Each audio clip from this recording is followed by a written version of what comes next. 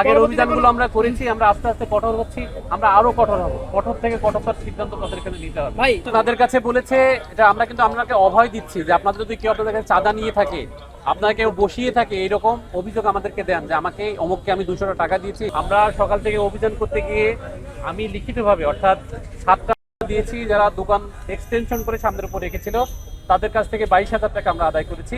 আর আমাদের যারা রং পার্কিং করেছে ওনাদেরকে আমরা ভিডিও দিয়েছি 40টার মতো, এবং লিখিতভাবে অর্থাৎ যাদের কাগজপাতিতে রং আছে এরকম আমরা 10টা দিয়েছি।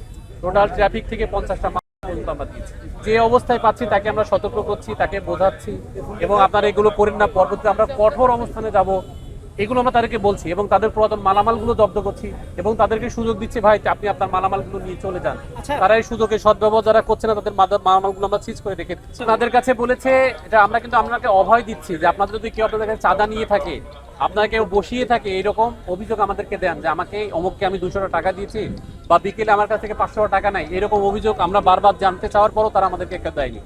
এবং আপনাদের সামনে আমরা দোকানদারকে জিজ্ঞেস করেছি, ভাই আপনাকে কেউ ইন্ধন দেয়, আপনাকে কেউ বসিয়েছে, আপনি কি দোকানদার? বলছেন না, আমি নিজের খরচে নিজে এটা পরিচালনা করি, অর্থাৎ আমি কাউকে চাঁদা দিয়ে এখানে বসিনি। এবং বসিনি বলেই আমরা আগে দেখেছি আর কি, কাউকে চাঁদা দিলে তারা হয়তো প্রোটেস্ট করতো। আপনারা দেখেছেন কেউ কিন্তু আমাদের এই অভিযানকে প্রোটেস্ট করছে না যে আমরা যাব না, আমরা এখানে খরচ করে বসেছি, এগুলো কেউ আমাদেরকে এখনো বলেনি। আমাদের মহানগরীর ভিতর যে গাড়িগুলো আছে পরিবহন, অর্থাৎ দূরপাল্লার যে গাড়িগুলোর রয়েছে মানে কাউন্টার রয়েছে, এগুলো থাকবে না, এগুলো আমরা উঠিয়ে দেবো, অর্থাৎ সব এই ইসের বাইরে চলে যাবে। পর্যায়ক্রমে এই অভিযানগুলো করছি, এবং আমরা আগামী 3 তারিখ 4 তারিখে আমাদের অভিযান আছে। ভাই একটু সামনে 4 তারিখ এবং 5 তারিখে অভিযান রয়েছে।